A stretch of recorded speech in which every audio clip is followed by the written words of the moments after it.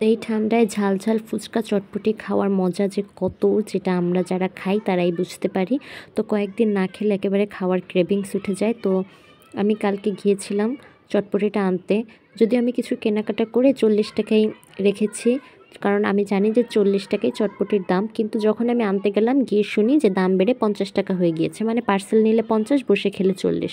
তো বললাম আমাকে 40 টাকায় এখানে বসে খেলে যতটুকু দিতেন ততটুকুই দেন। পরে এখন আগের থেকে একটু কমিয়ে দিয়েছে, কিন্তু যাই হোক আমি বললাম ঝাল দেন।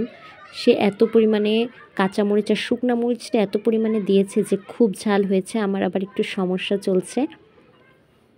আপাতত ফুচকা চটপটি সহ বাইরের খাবার খাওয়ার একটু মানা আছে। তবু আমি আম্মুকে বুঝিয়ে বললাম যে একা খাবো না, একটা এনে 2-3 জন ভাগাভাগি করে খাবো। পরে ওই যে বাটিতে আমার ভাইয়ের জন্য একটু উঠিয়ে রাখলাম আর বাকিটা আমি খাবো। তো ফুচকা চটপটির দাম বেড়ে গেলে আমার কিন্তু খুব মন খারাপ হয়।